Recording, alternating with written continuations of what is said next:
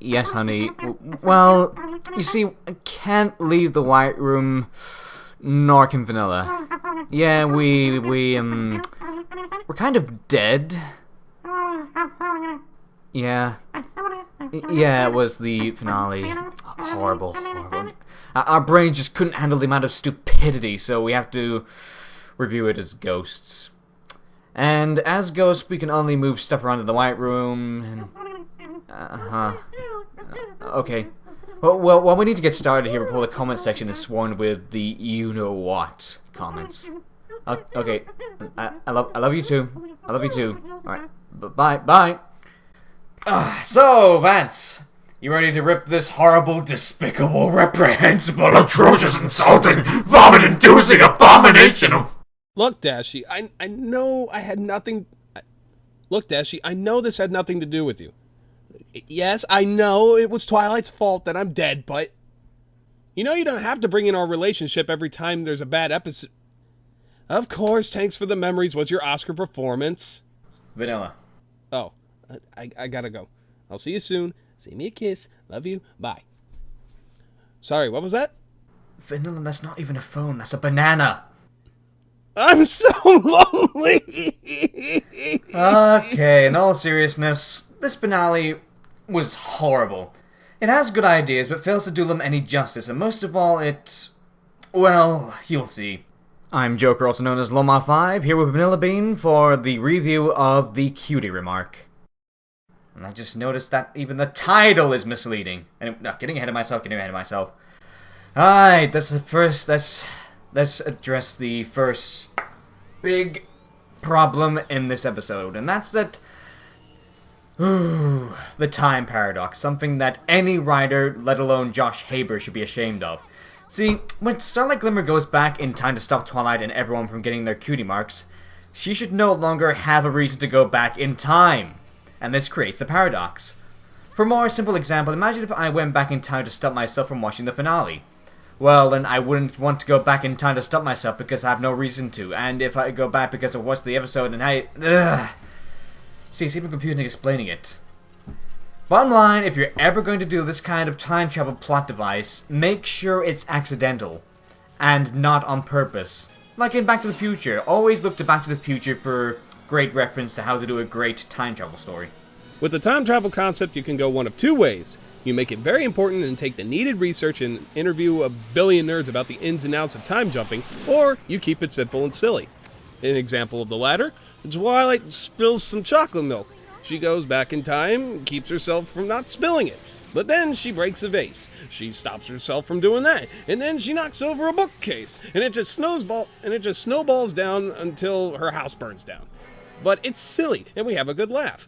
And they can throw in some lesson about not messing with the past and some stupid crap, whatever. They instead go with the important factor, and Josh didn't open a book and left the nerds outside in the snow. Such is the life of a writer. A terrible writer. All we have to do now is find Starlight and... I was frozen today! Now that we got that out of the way, a little off my chest, let's tackle the second biggest problem. And that's how the alternate timelines are handled, or more importantly, how they're shown. First of all, there should only be one alternate timeline, in this sense. They should be heading back and forth from Nightmare Moon at war with Queen Chrysalis, Lord Tyrek, and King Sombra, with Discord eating popcorn in the background. Because why would it just be one of them? I mean, think about it. There's just a simple change that my friend Skeleton King told me. They're trying to borrow from H.G. Wells' The Time Machine. Well, in H.G. Wells' The Time Machine, even though it's kind of the same thing where it's just a small change in the past affects the present, it was still a different change each time. In this sense, it's still the exact same change. All six of them not getting their cutie marks, and all six of them not being stopped in Nightmare Moon. Therefore, Nightmare Moon should still be there. And so should Queen Chrysalis, and so should Lord Tyrek, and so should King Sombra. Well, Tyrek and Chrysalis you could argue, but still, Nightmare Moon and King Sombra War. Just keep going back and forth between that, and then focus on one storyline. Now, it would be a different story if Twilight actually saw the outcome of the future and saw what happened to her friends. Pinkie being all serious, Rainbow Dash losing a wing, Celestia losing... Okay, that didn't change. But the point is, Twilight should actually be feeling the weight on what happened. The one thing that didn't happen caused this much destruction. and now her friends have changed so much and it should take a toll on her emotionally. But she's being told this, and we're seeing this through flashback. So if Twilight doesn't see it herself, she can't truly care about it. And if she doesn't care, why should we? Speaking of the main six not getting their cutie marks, I was looking forward to seeing what it would have been like had they not gotten their cutie marks. Like, figuring out what they had to do with their lives instead. Or like Applejack becoming a snooty orange family member. Fluttershy being afraid of everything. And Rainbow Dash not realizing her love for speed. There's so much possibility. So much you could do here. But what do we get? Filler and alternate timeline porn. Ooh, look, Rainbow Dash has a metal wing. All the equations at war. Sakura is leading a rebellion against changelings. Look, you cannot just throw ideas onto the page and move on. We want to know how things got this way more than Sombra, war, boom. Why Josh Haber went for so many different timelines instead of focusing on just one? I'd have to put it down to just pure laziness. Whether he was too lazy to explain things in more detail, too lazy to get more creative in these timelines, or he just didn't care, period. There is no excuse for any of this. By the way, speaking of no excuses, why the blue hell are their cutie marks still the same? What did we tell you? Lazy! Objection!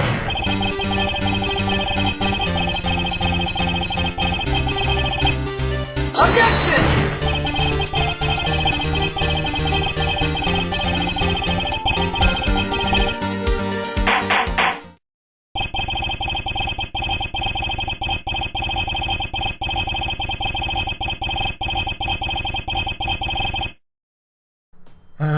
Poor Starlight Glimmer.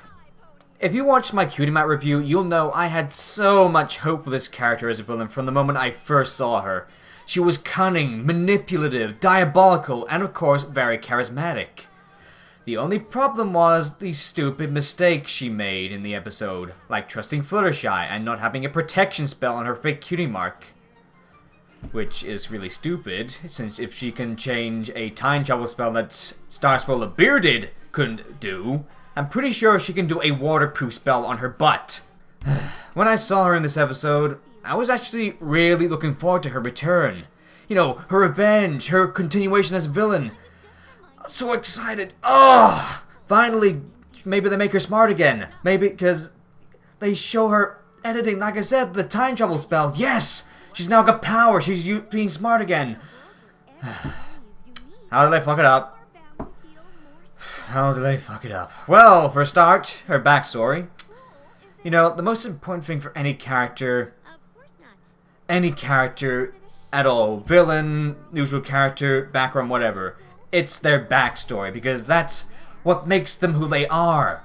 What makes a person who they are, real or fake, is their life, all the decisions they've made. Why they do this, why they do that, why are they like this? So you should put some detail into it, right? You should put some effort, make it somewhat long, give some respect to the character. The entire finale is 40 minutes, and her backstory is only 1 minute! 1 minute! Despite it being the most important part, in fact, it's treated like the highlight of the finale, right near the end. And it's not, it's 1 minute long and, ugh. So this is supposed to be her motive for wanting equality and even sending Equestria into a never-ending loop of doom. Let's face it, even if it was longer, or given more detail, her backstory is still incredibly stupid. See, Starlight once had a best friend, but after an unnecessarily hazardous game of Jenga, he has to save her ass from getting a few boo-boos from books, gets his cutie mark in, I don't know what, stocking books?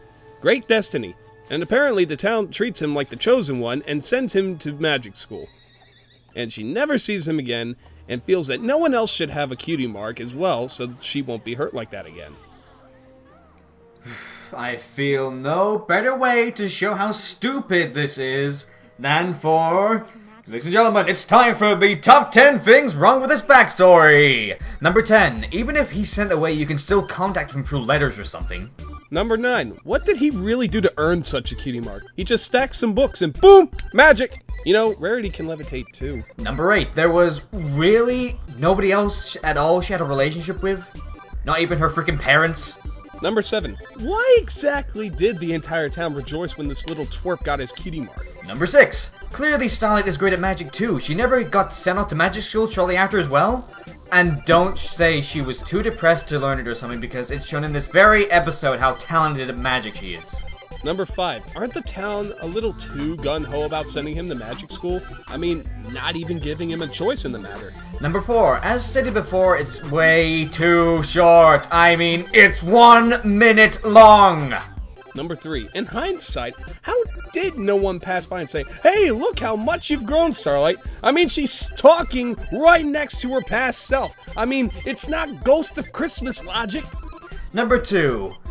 It's just a giant pity party for Starlight. Her backstory isn't there to develop her character, not to give reason for her actions. Heck, it's not even there to fill out the episode. 1 minute long!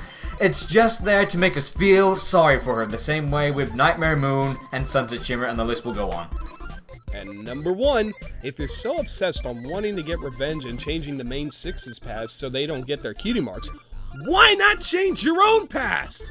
So that way you don't get crushed by the books, and he wouldn't have a reason to catch the books. And now for something completely different.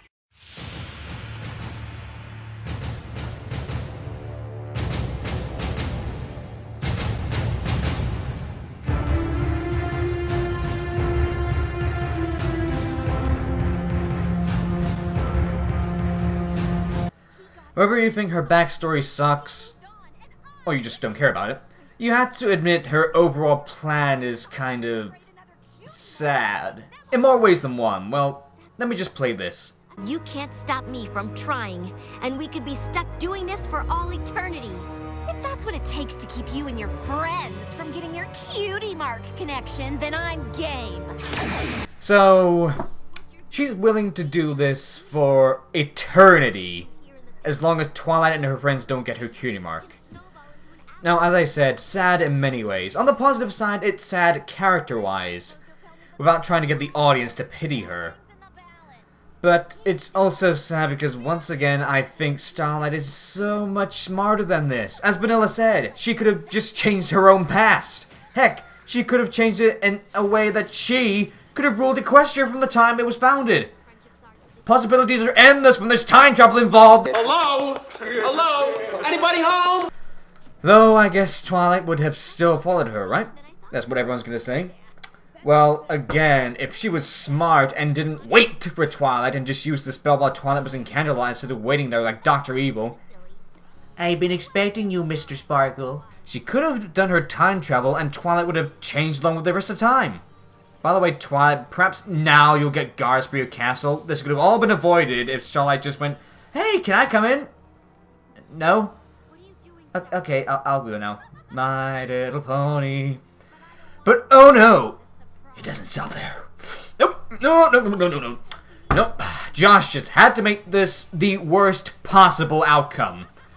I'm guessing Josh Haber sat down, looked at the previous episodes and even the Equestria Girls movies and went, let's have a good, long, calm, analytic look here. Sunset Shimmer, Princess Luna, Gilda Disco, Trixie, Human, Twilight, Diamond Shower, and said, nope! That's not enough reformed villains! Let's ruin possibly the best villain MLP could ever have! Was Josh shooting heroin up his ass? At least now we know who's responsible for that wanting more song in friendship games. Haber must have convinced, and by convinced I mean forced, poor Daniel Ingram to write these lame, bland, boring excuses for songs. Hey, Daniel, I got some song ideas I need help with. Oh, sure. What are they about? I need one about a girl wanting more, and one about a villain being performed. There you go. Now, time for what I see as potential for this episode. I already mentioned the whole King Sombra versus Nightmare Moon war. I mean, there's no love in this timeline for Chrysalis to use. In fact, how did she get love in that other timeline? Stay focused, Joker. What I really would have loved to see is Starlight going back in time, changing Equestria to lack of equality, even persuading a young Celestia and Luna, then out of rivalry or respect for Twilight, in other words, she just wants to see the defeated look on her face, or you get the idea, take Twilight with her, or even better, just put some strange protection spell on her so that Twilight wouldn't be changed by Starlight's effect on the time stream. And unfortunately, the way I see it, I hate any plot needing to be compressed by a time constraint, so this would have to be a free-parter.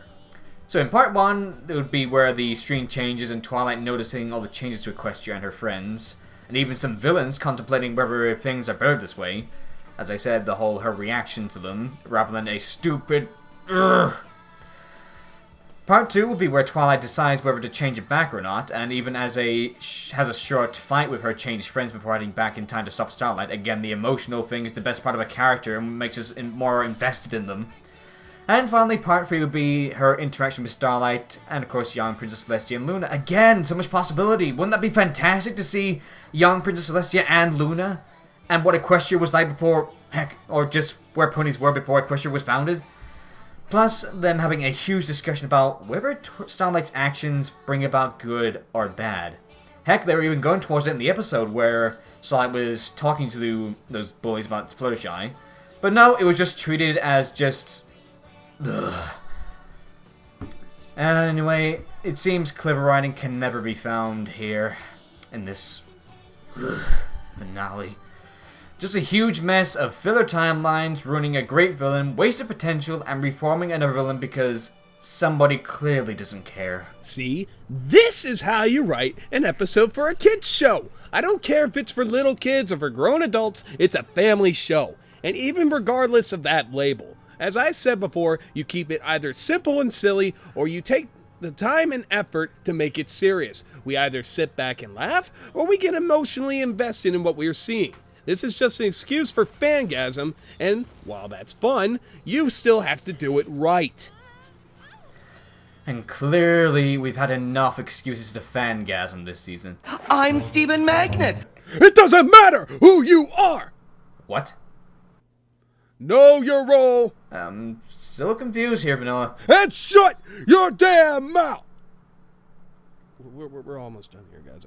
I'm sorry. Well, here's hoping that Season 6 heads more in the right direction, because, in all honesty, at times, Season 5 was heading in the right direction. It was focusing... We're almost done, guys. I'm sorry. It was focusing on characters outside the main 6. There was a villain that doesn't want to destroy Rule Equestria and was absolutely filled with power like T-Rex. And there was even some continuity here and there, so... calling me curious for Season 6. We'll see you there. Now, it's time for us to go back to the world of the living because the finale killed us, and we're being resurrected for revenge. Goodbye, folks. Alright, Vanilla, use the Phoenix sound! Phoenix Downs? I thought you said penis mounds. Do I even want to see what you... Oh, a dodge you dazzled for a nipple! What are those? Penis mounds.